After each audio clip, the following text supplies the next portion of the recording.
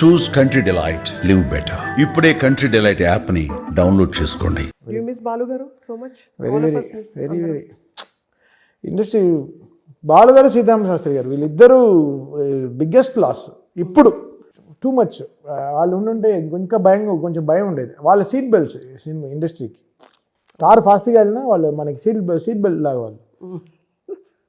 మీకు భలే మ్యాప్ అయిపోయింది తమన్ గారు. మీ బ్రెయిన్ ఏం తింటారు మీరు, ఇంత షార్ప్గా ఉంది అంటే మీరు ఒక మాటలో చెప్పేస్తున్నారు దాని నుంచి. వాళ్ళు మనకు జాగ్రత్త వాళ్ళు నిజంగానే సీట్ బెల్ట్సే. అవును, దేర్ ఆర్ ప్రొటెక్షన్, సెక్యూరిటీ, పద్ధతి అన్నీ కూడా అన్నీ. బికాస్ ఇప్పుడు మన ఏ పాట వదిలినా రే ఏంట్రా పాట ఇంత బూతులు ఎందుకు అని అంటాడు, ఫోన్ చేస్తాడు. కవిగా మనం ఒక కమర్షియల్ కవిని మిస్ అయిపోతాం. ఒక కమర్షియల్ కవినే ఇప్పుడు ఇప్పుడు నేను చెప్పాను కదా మీకు అలా వైకుంఠపురం అప్పుడు ఎంత అది ఒక బూతు పాట అయిపోయేది. ఇది కాళ్ళని చూస్తూనే ఉంటాడు హీరో, కాళ్ళని చూస్తూనే ఉంటాడు. నాకు త్రివిక్రమ్ గారికి పెద్ద దీన్ని ఎలా మనం ప్యూరిఫై చేస్తాం? అది అసలు కాళ్ళని చూడడం ఏంటి, కాళ్ళని అసలు ఇంతవరకు అమ్మాయి డ్రెస్ వేసుకుంటూ ఉంటుంది మొత్తం ఆఫీస్లో. బట్ ఆ పాటని ఎంత ప్యూరిఫై చేయడంలో ఆలోచించాడు సీతారామ శాస్త్రి గారు. మాది ఫాస్ట్గా వెళ్తుంది కారు, బట్ ఆయన వేసాడు కదా సీట్ బెల్ట్, ఒక గౌరవం అది కదా. అది ఎక్కడో లూజ్ అయిపోయింది. అది బాలుగారు ఉండేంత వరకు అసలు ఇష్యూస్, బాలుగారు ఉండేంత వరకు ఏం ఇష్యూస్ లేదు. సింగర్స్ అందరూ జాగ్రత్తగా ఉండేవాళ్ళు. అవును, ఒక అలర్ట్నెస్, శ్రద్ధ. బికాజ్ అందరు గ్రూప్లో బాలుగారు ఉండేవారు.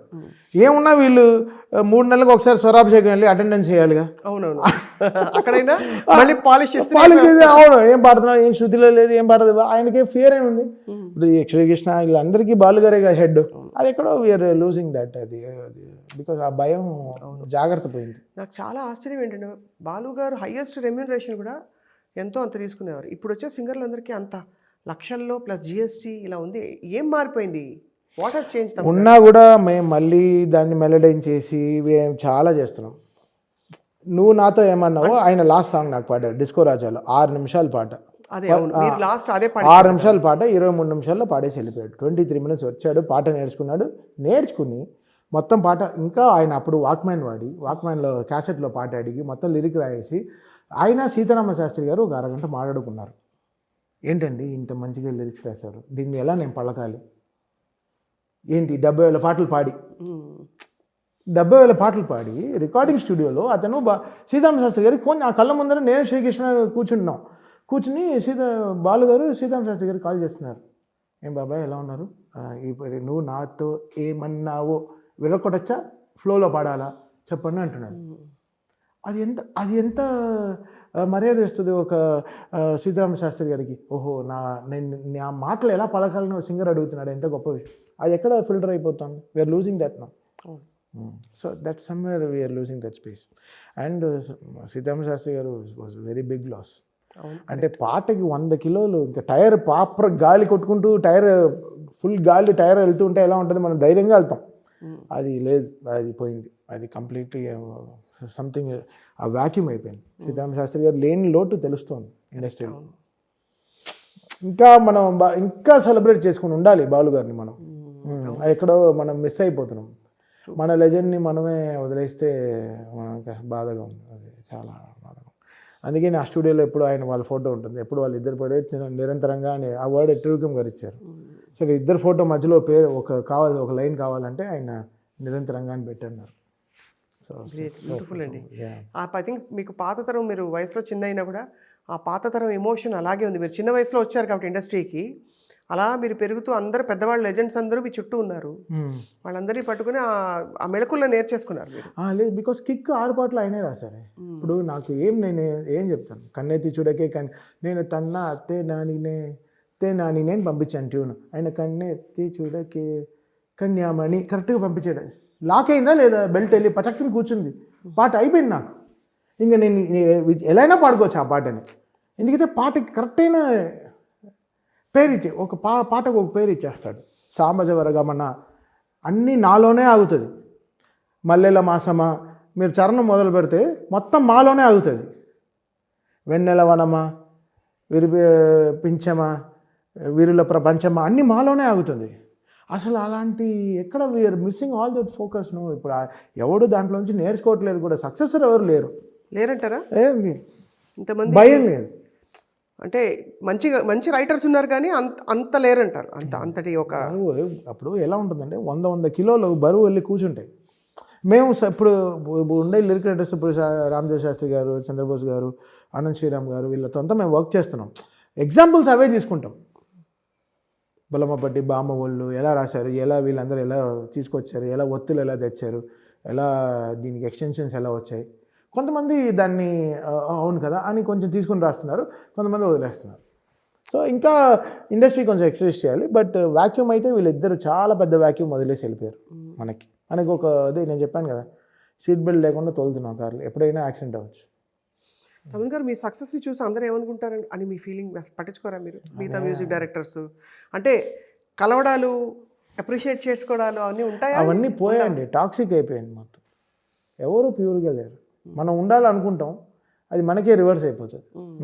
వెనకాల బ్యాక్ స్టాబింగ్, బ్యాక్ టాకింగ్స్ అన్నీ ఎక్కువ అయిపోయాయి. పల్యూట్ అయిపోయారు, మొత్తం పల్యూట్ అయిపోయారు. ఎవడు సెల్ఫ్గా పైకి వద్దాం మనం, ఇది కాకుండా మనం వెళ్ళి ఒక రెమ్యునరేషన్ మాట్లాడి వస్తే వాడు ఇంకా తక్కువ రెమ్యునరేషన్ వాడు వెళ్ళి మాట్లాడేసుకుని ఇవన్నీ జరుగుతాయి. ఆడో పిఆర్ కూడా అన్ని లెవెల్ ఇట్స్ వెరీ కామన్. మన ఇండస్ట్రీలో మీరు ఊహిస్తే, మన ఇండస్ట్రీలో ఉన్నంత మ్యూజిక్ డైరెక్టర్లు ఏ ఇండస్ట్రీలో లేరు. Music director I'm not talking about Telugu music directors, I'm talking about మన దీంట్లో వర్క్ చేసే బయట మ్యూజిక్ డైరెక్టర్స్. అవును, ఇక్కడ అనిరుద్ధికి very very simple to get and film here. నాకు ఒక తమిళ సినిమా రావడం చాలా కష్టం. అవునవును, కరెక్ట్, వెరీ టఫ్. నాకు ఎవరు అంటే మన సినిమా మన వాడే ఉండాలి అని వాళ్ళకి, మనం కదా అని. అది ఇక్కడ మనం అనేది పోయింది, మనం అనేది ఇక్కడ రణం అయిపోయింది అంతే. బట్ అక్కడ వాళ్ళకి అంటే వేరే స్టేట్స్ నుంచి వచ్చే వాళ్ళకి ఇక్కడ వీ హ్యావ్ స్పేస్ అంటారు. చాలా స్పేస్ కదా. ఏమండి అబ్బాయి ఏదో ఇది నేను ఇదో పడో ఫీల్ అయ్యో ఏదో మాట్లాడలే. I'm happy that I'm in that competition. I'm always like that. వచ్చాడా అదే వాడితో పడిగెడదాం రా, కొత్తవాడు ఎవడో వచ్చాడా ఓకే దా మనం ఏదో చేస్తాం. I'm like that. మన ముందర ఎవడో పరిగెడుతున్నాడా ఓకే వాడిని మనం పరిగెత్తి నాకు ఇష్టం. I like to run. Someone is comparing ఇలా ఉంటే బాగుంటుందంటే super bro fantastic let's do. వాడు ఎందుకు అనాలి? ఓ డైరెక్టర్ ఒక రెఫరెన్స్ ఇస్తాడు, అనిరుద్ధో దేవిదో ఎవరితో రెఫరెన్స్ ఇస్తే నేను ఫీల్ అవ్వను, ఇలాంటివి కోరుకుంటున్నారా. I enjoy that. I try to be on that space. ఆ ఫీల్ని నా మ్యూజిక్లో నేను తెచ్చుకుంటా, నా నరేషన్లో నేను తీసుకొచ్చుకుంటా. But inherently what you enjoy? మీరు వింటే పాటలు ఎలాంటి మ్యూజిక్ ఎంజాయ్ చేస్తారు మీరు? మ్యూజిక్ ఇప్పుడు ఇక్కడ ఇండిపెండెంట్ మ్యూజిక్ కాదు మనం చేసేలా. మన టైలర్ స్విఫ్ట్, మైకిల్ జాక్సన్ లాగో we are not doing an independent music. కానీ కాలర్ ట్యూన్ మాత్రం అదే ఉంది కదా, beat it just beat it అంతే. అంటే beat the negative, beat the positive, just beat it అంతే అంతే. But you enjoy film music? Yes film music definitely. అంటే ఇప్పుడు నేను లవ్ స్టోరీ చేస్తాను, ఇదే లవ్ స్టోరీ అనిరుద్ధో దేవిశ్రీ ప్రసాదో చేస్తారు. ఇప్పుడు దేవి చేసిన సినిమా అది మన నాగ చైతన్య సినిమాలో ఎంత బాగా చేశాడు. సో మెలడీస్ ఎంత చేశాడు. అది సినిమా పేరు తండేల్. ఎంత బ్యూటిఫుల్గా చేశాడు ఎలా. సో అలా so everything good we take the good, but we never talk about the bad జరిగిందా మాట్లాడడం. But then who is toxic అయితే ఉంటారు వెనకాల. ఇప్పుడు మనం ఒకటే అర్థం చేసుకోం, పాజిటివిటీతో ఉన్నప్పుడు నెగిటివిటీ కూడా అంతే ఉంటుంది అంతే. అది అర్థం చేసుకుంటే పాజిటివిటీని మనం ఎక్కువ ఎంజాయ్ చేయము అంతే. అవునా నా గురించి గొప్పగా మాట్లాడుకుంటారు, మాట్లాడుకో నాకు తిడుతున్నారు, మన పనులు మనకు ఉన్నాయి కదా అంతే. సో మీరు what I'm talking here we're happy with this competition. ఇంత కాంపిటీషన్ ఉంటాయి కదా, ఇన్ని సినిమాలు. ఇప్పుడు జీవి ప్రకాష్ ఇక్కడే ఉంటాడు, అనిరుద్ధ్ పని చేస్తున్నాడు, లియాన్ జేమ్స్ మ్యూజిక్ చేస్తున్నారు, తమిళ్లో ఉండే ఆల్మోస్ట్ అందరు మ్యూజిక్ డైరెక్టర్స్ ఇక్కడ ఉన్నారు, కర్ణాటకలో ఉండే మ్యూజిక్ డైరెక్టర్స్ ఇక్కడే ఉన్నారు, అజినేష్ లోక్నాథ్, రవి బసూరు వాళ్ళు 5 డజన్ ఆఫ్ ఫిల్మ్స్ చేస్తున్నారు.